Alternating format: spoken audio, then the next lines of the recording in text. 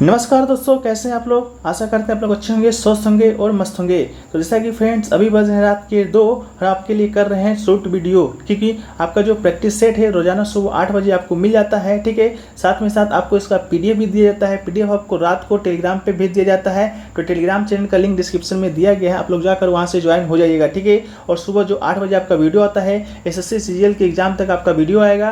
तो आप लोग इसको फॉलो कीजिए। हम आपसे विश्वास दिलाते हैं कि आपको जो प्रश्न है एसएससी सीजीएल प्री में आपको पक्का इस वीडियो से, इस पीडीएफ से और इस सीरीज से देखने को मिलेंगे। जब आपका एनालिसिस कराया जाएगा तो आपको वीडियो के साथ आपको स्क्रीनशॉट भी हम दिखाएंगे कि आप देखिए कि ये प्रश्न है जो कि आपका इस टाइमिंग में, इस दिन का प्रश्न हम आपको बताए थे, ये प्रश्न आपके एग्जाम में छपे हैं। ठीक है, तो हम मेरे विश्वास पर आप लोग वीडियो को रोजाना फॉलो कीजिए, चैनल को सब्सक्राइब कर लीजिए, नोटिफिकेशन बेल कॉल पे क्लिक कर लीजिए, वीडियो को अधिक से अधिक शेयर कीजिएगा, लाइक कीजिएगा और एक छोटा सा प्यारा सा कमेंट जरूर कर दीजिएगा। ठीक है, तो देखिए आज का जो हमारा पहला प्रश्न है वो दोस्तों पूछा गया है कि अनंतराज सागर जलाशय का जो निर्माण है डैश के शासकों के द्वारा कराया गया था। ठीक है, आपके जो स्क्रीन पर आपको इसी प्रकार के 4 ऑप्शन दिए रहेंगे। पहला ऑप्शन आपका विजयनगर का रहेगा, दूसरा आपका चोल का रहेगा, तीसरा आपका मराठा और चौथा आपका पाल का रहेगा। ठीक है, तो इसका जो राइट आंसर आपका करना है वो दोस्तों आपका विजयनगर साम्राज्य को राइट क्लिक करना है। विजयनगर साम्राज्य की बात हम लोग करेंगे तो ये दोस्तों आपका 1336 में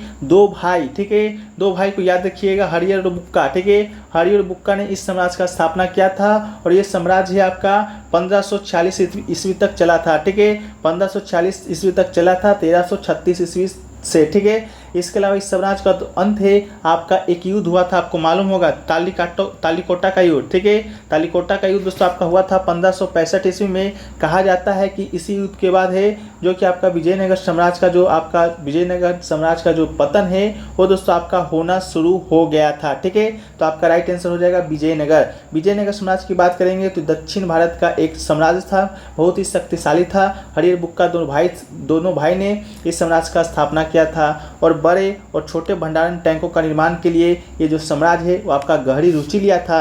इसके अलावा अनंतराज सागर टैंक की बात करेंगे तो मालदेवी नदी पर है। याद रखिएगा कौन सी नदी पर है, तो मालदेवी नदी पर है। कितना किलोमीटर पर है, तो ये दोस्तों आपका 1.37 किलोमीटर लंबे मिट्टी के बांध के साथ बनाया गया था। इसके अलावा एक और प्रसिद्ध बांध है कोरांगल बांध, इसको भी आप याद रखिएगा, राजा कृष्णदेव राय के अधीन बनाया गया था कोरांगल बांध। ठीक है, तो अनंत सागर जलाशय का निर्माण किसने कराया था, विजयनगर साम्राज्य के शासकों के द्वारा कराया गया था और कोरांगल बांध का निर्माण राजा कृष्णदेव राय के द्वारा कराया गया था। इस दोनों को आपको याद रखने की जरूरत है। नेक्स्ट क्वेश्चन आपका पूछा गया है कि क्वेश्चन नंबर 2 है कि निम्नलिखित में से कौन सी नदी है भारतीय हिमालय से निकलती है। ठीक है, ये क्वेश्चन आपसे पूछा गया है। ऑप्शन नंबर 4 आपको दिया रहेगा इसी प्रकार करके, गंडक दिया रहेगा, घाघरा दिया रहेगा, यमुना दिया रहेगा, कोसी भी दिया रहेगा। ठीक है, तो इसका जो राइट आंसर आपका हो जाएगा वो आपका ऑप्शन नंबर जो 3 है आपका क्या हो जाएगा, यमुना राइट आंसर हो जाएगा। यमुना की बात करेंगे तो ये आपका भारत का एक प्रमुख नदी है। बाकी ये सहायक नदी किसकी है, तो ये आपका गंगा की सहायक नदी है। इसके अलावा ये निकलती कहाँ से है, तो ये दोस्तों आपका यमुनोत्री से निकलती है। ये आपका गंगा में कहाँ जाकर मिल जाती है, तो प्रयागराज जगह का नाम है। ठीक है, प्रयागराज जिसका जो पहले इलाहाबाद के नाम से जाना जाता था, अब प्रयागराज इसका नया नाम हो गया। यहीं पर जाकर गंगा नदी से मिल जाती है। और ये जो नदी है आपका किस ओर बहती है, तो उत्तर से दक्षिण की ओर आपका ये नदी है जो कि बहती है। इसके अलावा इस नदी का भी बहुत सारे क्या है, सहायक नदी है, जैसे कि चंबल इसकी ही सहायक नदी है। सेंगर एक नदी का नाम है, ये भी आपका यमुना की ही सहायक नदी है। इसके अलावा छोटी सिंधु, ठीक है, छोटी सिंधु भी आपका इसी नदी का है। इसके अलावा बेतवा और केन नदी इस यमुना नदी की ही सहायक नदी है। ठीक है, इसके अलावा यमुना नदी के एक किनारे बसे शहरों को देखें तो प्रमुख शहर में आपका एक आता है दिल्ली और एक आपका आता है आगरा। ठीक है, आगरा एक आपका आता है ताजमहल वाला, वहीं आपका ताजमहल भी आपका कहाँ बसा हुआ है, यमुना नदी के किनारे ही बसा हुआ है। इतना फैक्ट्स आपको याद रखने की जरूरत है। नेक्स्ट क्वेश्चन है, क्वेश्चन नंबर 3 है कि निम्नलिखित में से कौन पंडित रविशंकर के गुरु हुआ करते थे। ऑप्शन में आपका बिस्मिल्लाह खां दिया रहेगा, अली अकबर खां दिया रहेगा, अहमद अली खां दिया रहेगा, अलाउद्दीन खां दिया रहेगा। तो आपको ऑप्शन नंबर जो 4 है अलाउद्दीन खां, ठीक है, इसको क्लिक कर कराना है। जो पंडित रविशंकर के गुरु हुआ करते थे वो दोस्तों आपका कौन थे, तो आपका अलाउद्दीन खान हुआ करते थे। ये एक आपका शास्त्रीय संगीतकार थे। इसके अलावा इनका घराना बहुत बार पूछा जा चुका है, तो इनका जो घराना है आपका मेहर घराने से इनका संबंध था, इसको भी याद रखिएगा। ये दोस्तों आपका बाबा अलाउद्दीन खां के नाम से भी जाने जाते हैं। ठीक है, क्या नाम से जाने जाते हैं? तो बाबा अलाउद्दीन खां। इनका जो जन्म है आपका 1862 में हुआ था। कहाँ पर हुआ था? तो ब्राह्मण बड़िया एक जगह का नाम है, जो कि अब कहाँ पर पड़ता है? तो अब आपका बांग्लादेश में पड़ता है, ये भी याद रखिएगा। इसके अलावा ये कौन सा यंत्र बजाते हैं? तो ये आपका सरोद नामक यंत्र बजाते हैं। ठीक है, वो आपका क्या थे? पंडित रविशंकर के गुरु थे। तो पंडित रविशंकर भी क्या बजाएंगे? जब इनका गुरु सरोद बजाते हैं तो खासकर 90 से 90% चांस है कि इनका जो शिष्य है वो भी सरोद ही बजाएंगे। तो पंडित रविशंकर भी आपके क्या हैं? तो सरोद हैं। ठीक है, यही गलती आप लोग करते हैं, लेकिन आपको गलती नहीं करना है। जो पंडित रविशंकर हैं ये आपका सरोद नहीं बजाते हैं, ये आपका क्या बजाते हैं? तो सितार बजाते हैं। ठीक है, इसी को आपको ध्यान में रखना है और आपको गलती नहीं करना है। ठीक है, तो पंडित रविशंकर जो कि सितार बजाते हैं, लेकिन इनके जो गुरु हैं बाबा अलाउद्दीन खां ये क्या बजाते हैं? तो सरोद बजाते हैं। इस बात को आपको क्या करना है? तो याद करने की ज़रूरत है। ठीक है, चलिए नेक्स्ट क्वेश्चन आपका पूछा गया है। क्वेश्चन नंबर 4 है कि त्र्यंबकेश्वर से निम्नलिखित में से किस नदी का उद्गम होता है? ऑप्शन में आपका ताप्ती दिया रहेगा, गोदावरी दिया रहेगा, महानदी दिया रहेगा, रावी दिया रहेगा। तो इसको आपको ऑप्शन नंबर जो 2 है गोदावरी, वो आपको राइट कर देना है। ये नदी आपका कहाँ से निकलता है? तो त्र्यंबकेश्वर से निकलता है। इसके अलावा बात करें गोदावरी नदी का, तो गोदावरी नदी जो आपका निकलता है त्र्यंबकेश्वर से, तो ये दोस्तों आपका कहाँ स्थित है? तो नासिक एक ज़िला का नाम है। नासिक एक ज़िला का नाम है जो कि आपका कहाँ पड़ता है? महाराष्ट्र में पड़ता है। ठीक है, तो महाराष्ट्र में पड़ता है नासिक ज़िला, वहीं पर है आपका त्र्यंबकेश्वर, वहीं से निकलता है आपका गोदावरी नदी। और इस गोदावरी नदी को आपका दक्षिण गंगा भी कहा जाता है, लेकिन एक आपका है कावेरी नदी जिसे कि दक्षिण भारत की गंगा कहा जाता है।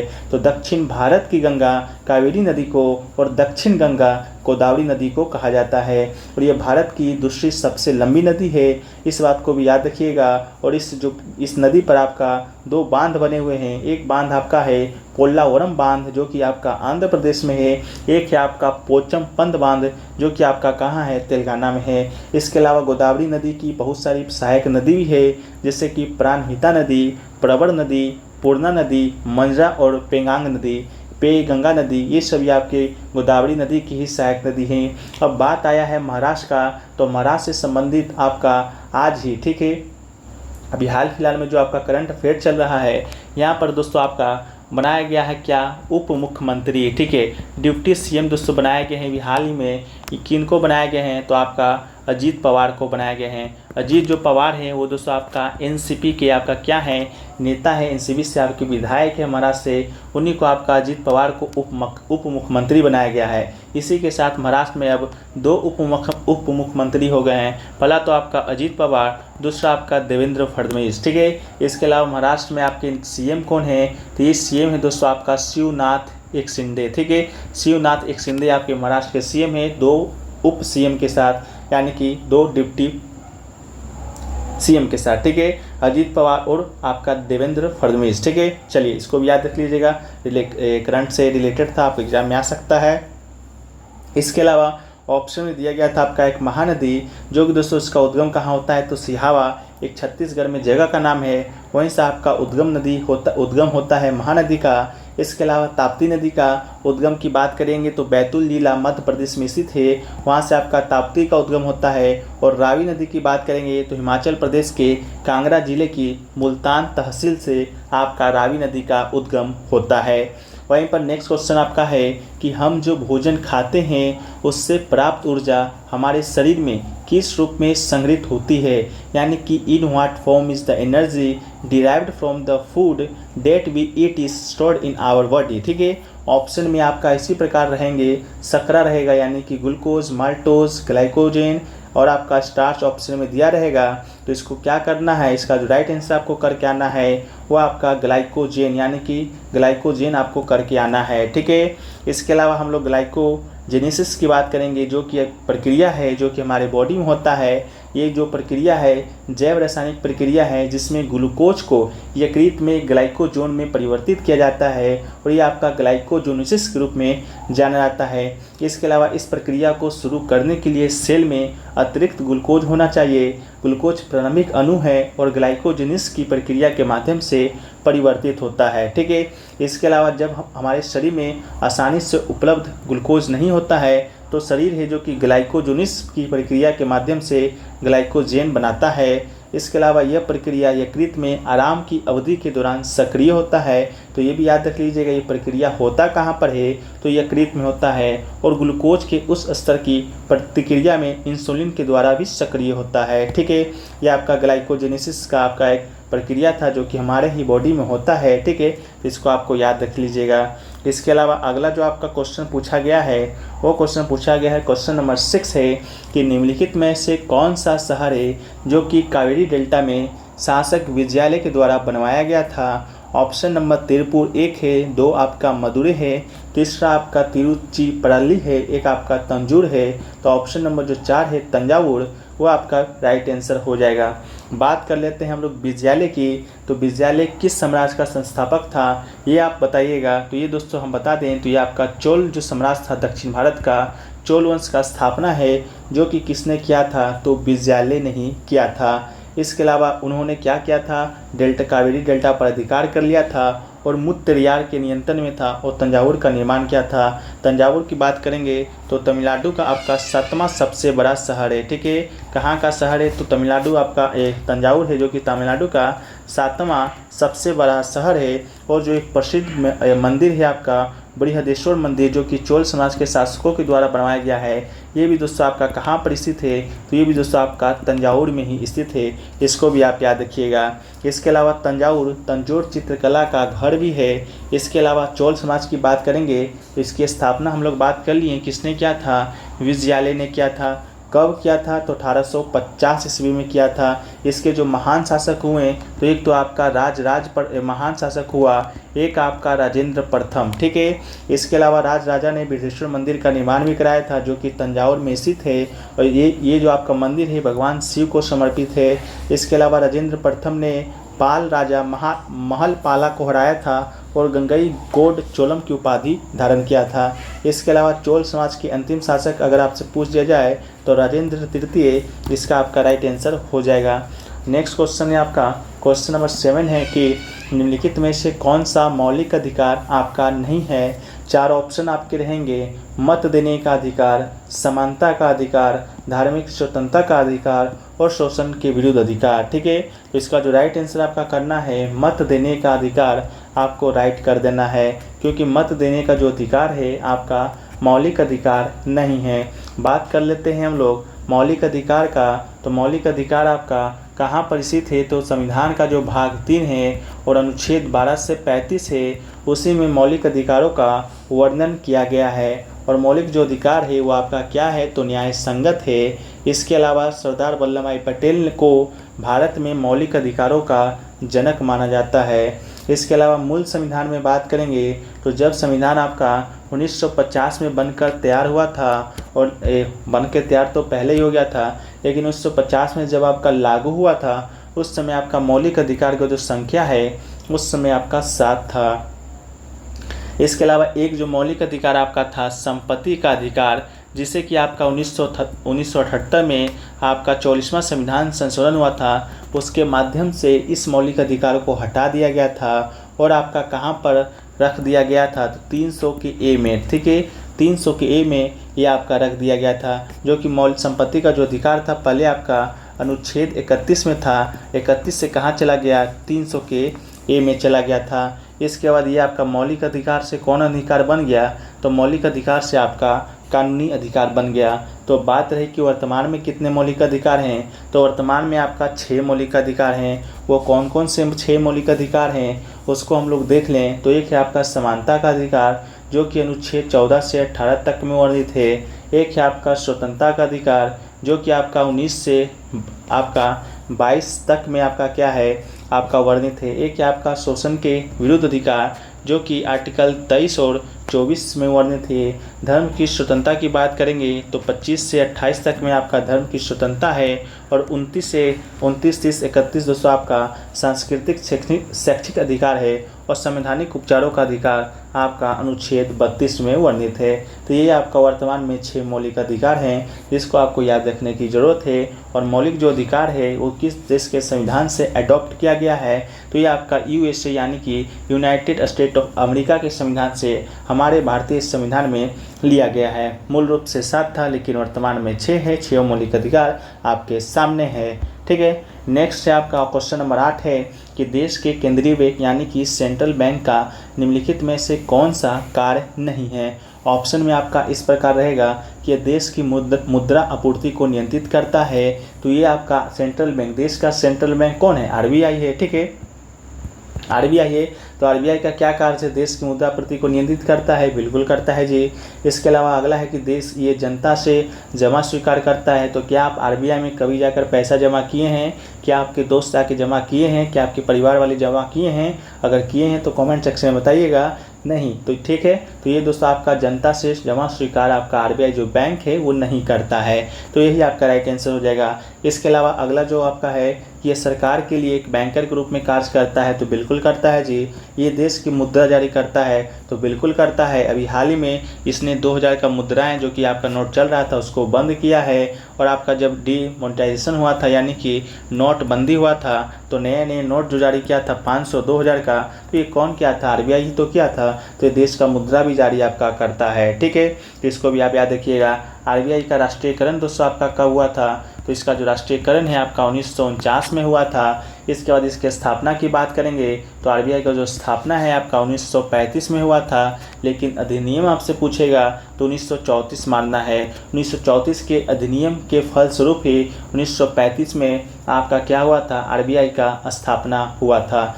आरबीआई के वर्तमान में जो गवर्नर है वो दोस्तों आपका कौन है? तो शक्तिकांत दास हैं। इसको भी आप याद रखिएगा। शक्तिकांत दास से वर्तमान में क्या है? तो आरबीआई के गवर्नर हैं। ठीक है, चलिए नेक्स्ट क्वेश्चन की ओर हम लोग बढ़ते हैं।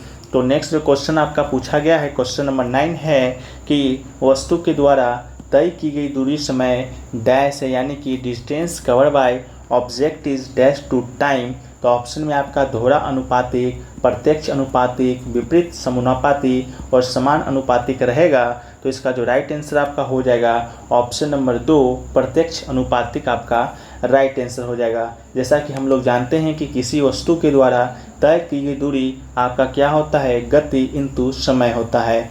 यानी कि समानता के चिन्ह को अनुपातिक रूप से बदलने के लिए या तो समय या गति स्थिर होनी चाहिए। चूँकि तय की गई दूरी समय के सीधे अनुपातिक होता है, इसलिए वस्तु की गति अस्थिर होनी चाहिए। इस प्रकार गति को एक समान गति भी कहते हैं। ठीक है, चलिए नेक्स्ट क्वेश्चन के हम लोग बढ़ते हैं। तो नेक्स्ट क्वेश्चन है आपका क्वेश्चन नंबर 10 है कि निम्नलिखित में से कौन सा तथ्य पीसी महालनोबिस से संबंधित नहीं है जिन्होंने भारत की पंचवर्षीय योजनाओं के निर्माण में योगदान दिया था। तो 4 ऑप्शन आपके पास दिए गए हैं कि उन्हें भारत योजना के वास्तुकार के रूप में जाना जाता है। ये बिल्कुल आपका कथन सही है। अगला है कि उन्होंने भारत सांख्यिकी संस्थान की स्थापना की थी। तो बिल्कुल की थी। अगला है कि उन्होंने सांख्य पत्रिका की शुरुआत की है। तो ये भी आपका किए हैं।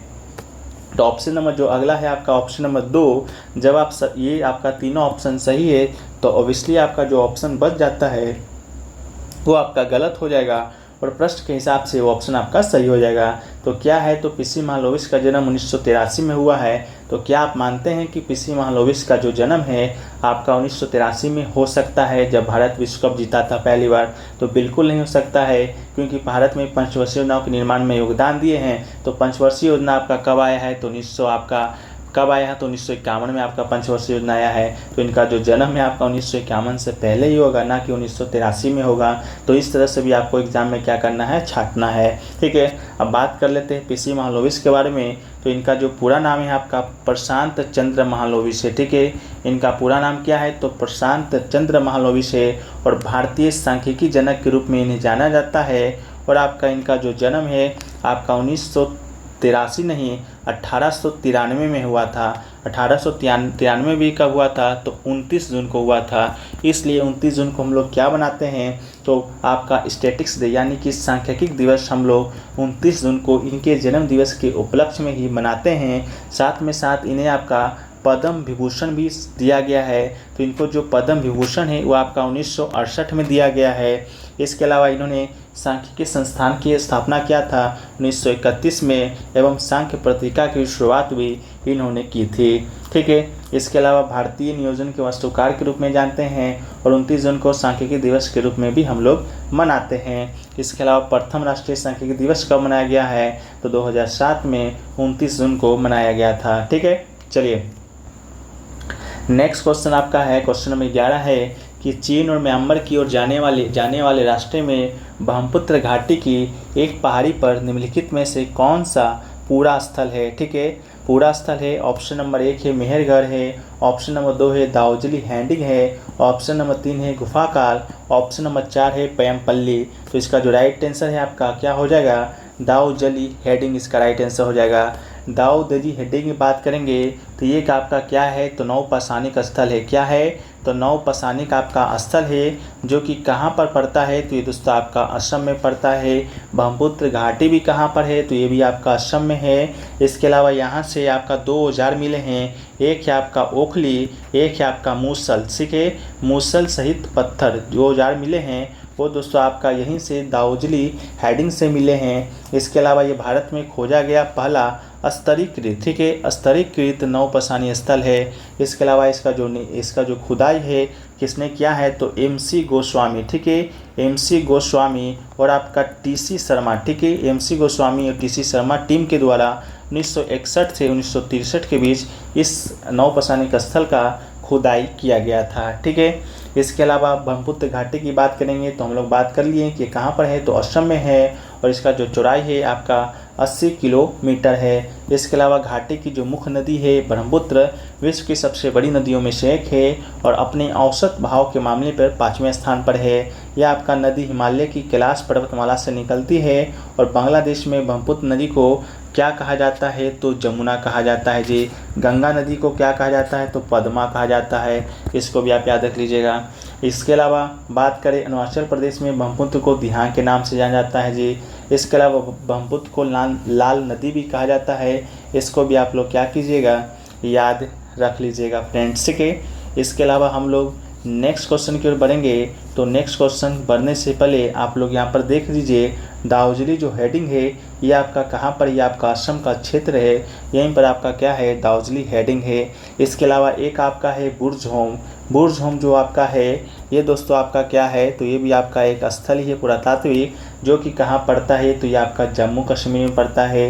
एक है आपका मेहरगढ़ जो कि आपका चाहे बलूचिस्तान पाकिस्तान में है मेहरगढ़। ठीक है, इसके अलावा एक है आपका देखिए भीमपेटका जो कि आपका मध्य प्रदेश में पड़ता है। एक है आपका इनाम गांव, ये भी आपका पुरातात्विक स्थल है, ये आपका मुंबई में पड़ता है। इस प्रकार करके और भी आपका है, जैसे चिरांद है ये दोस्तों आपका कहाँ पड़ता है, तो बिहार में पड़ता है। एक है आपका कोलडीवा, ये आपका कहाँ पड़ता है, तो ये आपका छत्तीसगढ़ में पड़ता है जी। ठीक है, इसके अलावा और भी है, तो और भी आप लोग याद कर लीजिएगा, इतना सारे आपके लिए इम्पोर्टेंट थे, आपके एग्ज़ाम में बनेंगे इससे प्रश्न। ठीक है, नेक्स्ट है आपका कि भारत के निम्नलिखित में से किस राज्य में पर्यटन को बढ़ावा देने के लिए रण उत्सव का आयोजन किया जाता है। तो रण उत्सव आपका कहाँ मनाया जाता है, तो ऑप्शन नंबर 4 गुजरात में मनाया जाता है। जो कच्छ का रण है वो भी आपका कहाँ स्थित है, तो गुजरात में स्थित है। इसके अलावा रण उत्सव की बात करेंगे तो कब से कब तक मनाया जाता है, तो दिसंबर से फरवरी के महीनों में आपका ये जो रण उत्सव है मनाया जाता है। मनाया कहाँ जाता है, तो गुजरात में एक ज़िला है कच्छ। ठीक है, कच्छ एक ज़िला है, वहीं पर हर वर्ष ये मनाया जाता है। इसके अलावा कच्छ रण उत्सव क्षेत्र के विविध सांस्कृतिक लोकाचार की एक अनूठी अभिव्यक्ति है, जातीय स्वाद है, उत्सव के उत्साह के लिए जाना जाता है। ठीक है, इसके अलावा नेक्स्ट क्वेश्चन है आपका क्वेश्चन नंबर 13 है कि शीतकालीन युवा ओलंपिक खेल 2024 का आयोजन है जो कि आपका कहाँ पर होना है, तो गंगवान आपका इसका राइट आंसर हो जाएगा। ठीक है, आपका शीतकालीन युवा ओलंपिक होना है, कहाँ पर होना है, गैंगवान में होना है। कब होना है, 2024 में होना है। तो ये आपका संस्करण कौन सा है, तो आपका ये चौथा संस्करण ही है, इसको भी याद रख लीजिएगा। 224 से लास्ट में 4 है तो चौथा संस्करण है। ये आपका कहाँ पर होना है, तो गंगवान।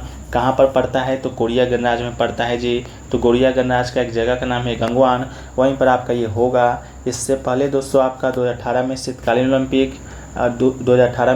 ओलंपिक आपका इसी शहर में आयोजित पहले हो चुका है, और चौथे संस्करण का जो आदर्श वाक्य है एक साथ बढ़ो एक साथ चमको, ठीक है, एक साथ बढ़ो एक साथ चमको इसका आदर्श वाक्य है। और ये दोस्तों आपका कब से कब तक होना है, तो 19 जून से 2 फरवरी 2024 तक होना है, इसको भी याद रखिएगा। इसके अलावा अगला जो क्वेश्चन है, क्वेश्चन नंबर 14 है कि भारत में पहली संपूर्ण जनगणना है जो कि किस वर्ष हुआ था। ऑप्शन आपके इसी प्रकार रहेंगे, 1872 रहेगा, 1881 रहेगा, 1860 रहेगा, 1900 रहेगा। तो ऑप्शन नंबर जो बी है आपका 1881 है, उसको आपको राइट करना है। आपका जो पहला जो आधिकारिक एवं संपूर्ण जनगणना हुआ था वह आपका 1881 में ही आपका हुआ था। इसके अलावा बात करें पहली जनगणना कब हुआ था, तो पहला जनगणना आपको अनऑफिशियली तौर पर, ठीक है, अनऑफिशियल तौर पर आपका 1872 में हुआ था, लेकिन ऑफिशियली पूछेगा तो 1881 का राइट आंसर हो जाएगा।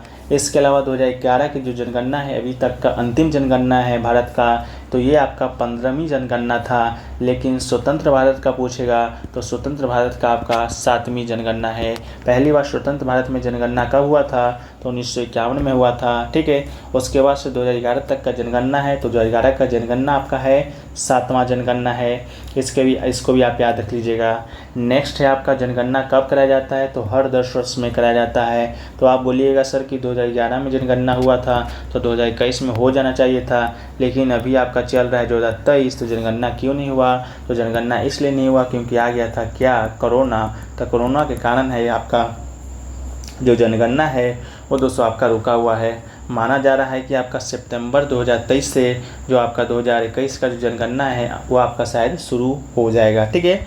नेक्स्ट है आपका क्वेश्चन नंबर 15 है कि निम्नलिखित में से कौन सा बॉलीवुड कोरियोग्राफर 2003, 7 और 2009 में 3 बार राष्ट्रीय पुरस्कार विजेता रहा है या रही है। उन्हें संजय लीला भंसाली की फिल्म देवदास सहित कई हिंदी फिल्मों में भी काम किया है। तो इसका राइट आंसर आपका क्या हो जाएगा, सरोज खां इसका राइट आंसर हो जाएगा, ठीक है।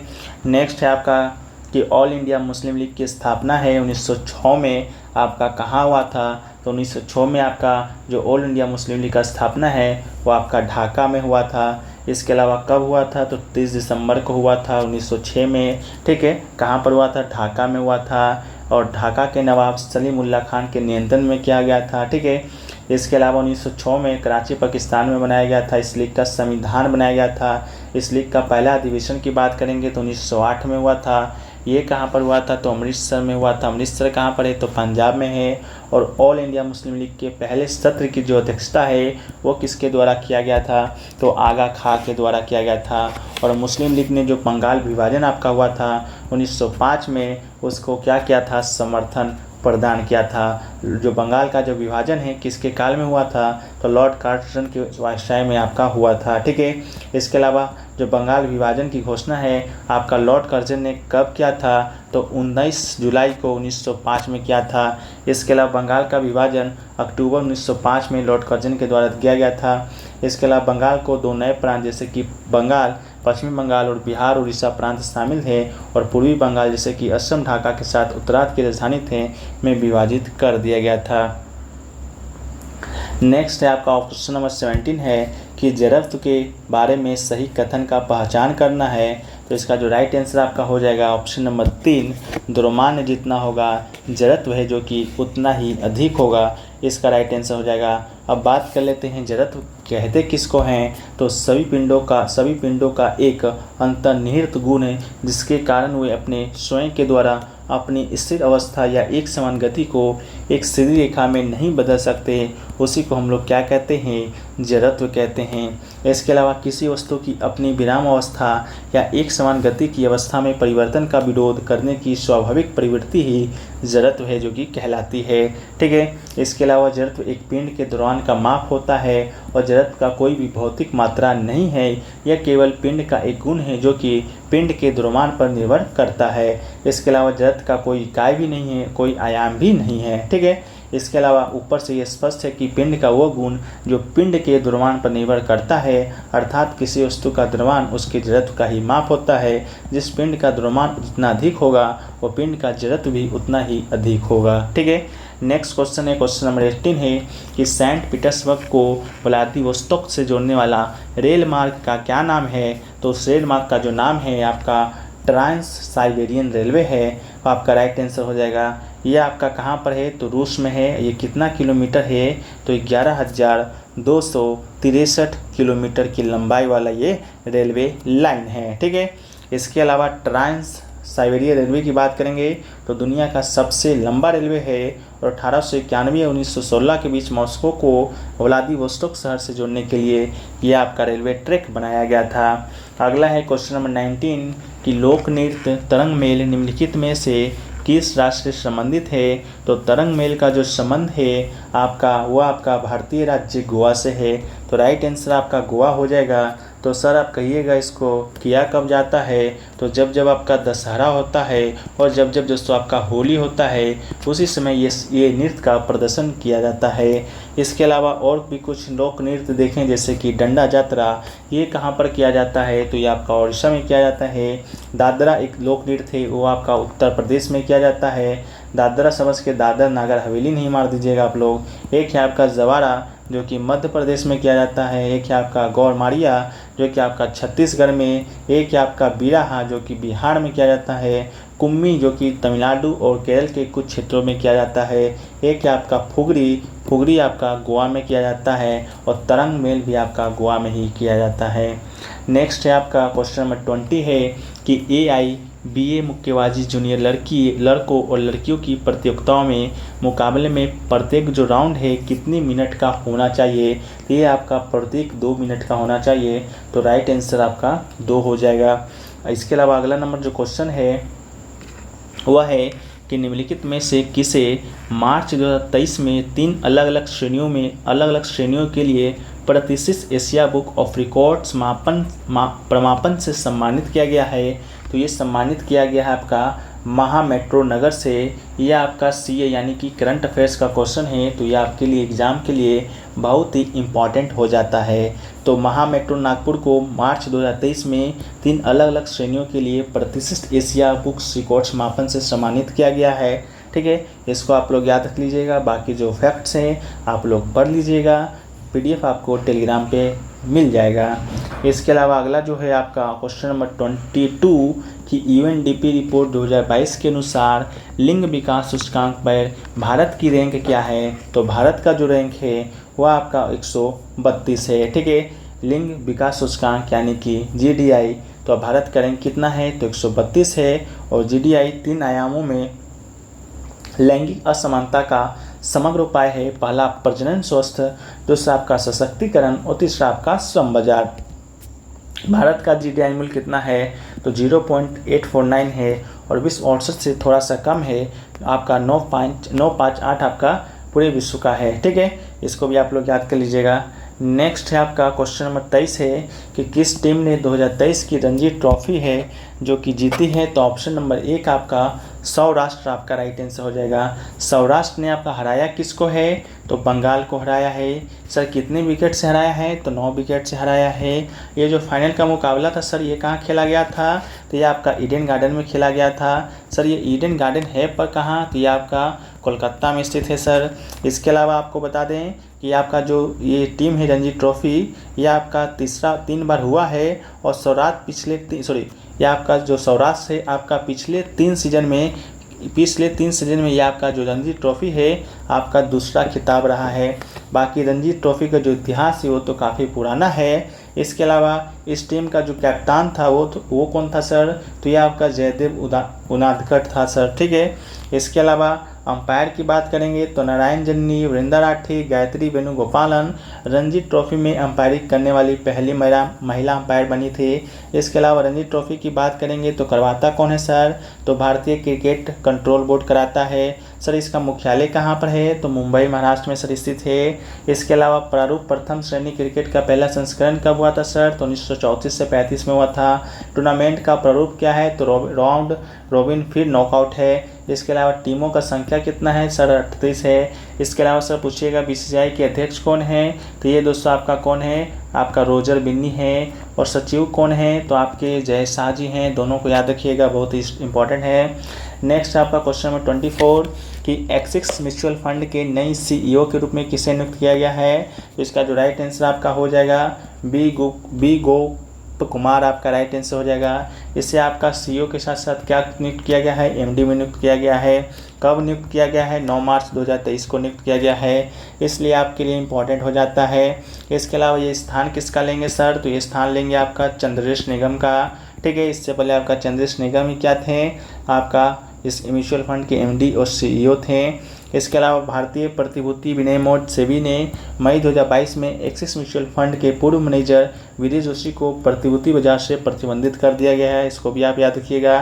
ठीक है, अगला जो क्वेश्चन है आपका लास्ट क्वेश्चन है 25 नंबर कि निम्न में से किसने हुमायूं के मकबरे का निर्माण किया है सर। तो ये आपका हाजी बेगम के द्वारा निर्माण किया गया है, हाजी बेगम राइट आंसर हो जाएगा। हाजी बेगम हुमायूं के मकबरे का निर्माण हाजी बेगम ने किया था और इस इमारत का जो मुख्य इमारत मुगल सम्राट है और इससे हुमायूं की कब्र सहित कई अन्य राजसी लोगों का भी कब्र है। ठीक है, तो ये फ्रेंड्स आपका क्या रहा है 25 GK जिसका प्रश्न रहा था, जो कि हमने आपसे वादा किया था कि एग्ज़ाम तक आपको प्रैक्टिस सेट कराएंगे। भले भी वो आपका 300 आए 100 आए, लेकिन आपके लिए हम रोज़ सुबह 8 बजे वीडियो को अपलोड करेंगे और आपको देखना है। मन होगा तो वीडियो को लाइक कर दीजिएगा, वो मन होगा तो कमेंट कर दीजिएगा, मन होगा तो अधिक से अधिक शेयर भी कर दीजिएगा। बाकी हमारा तो काम है वीडियो को प्रोवाइड कराना, PDF को आपको देना। तो PDF टेलीग्राम पे मिल जाएगा, लिंक डिस्क्रिप्शन में दिया गया है, तो आप लोग जाकर वहाँ से ज्वाइन हो जाइएगा। बाकी सभी को गुड मॉर्निंग, क्योंकि वीडियो तो आप लोग सुबह देखेंगे, लेकिन जो रिकॉर्ड होता है वो आपका रात्रि 2 बजे रिकॉर्ड होता है। अभी बज रहा है आपका रात को 2:30, तो सभी को शुभ रात्रि। जय हिंद, जय भारत।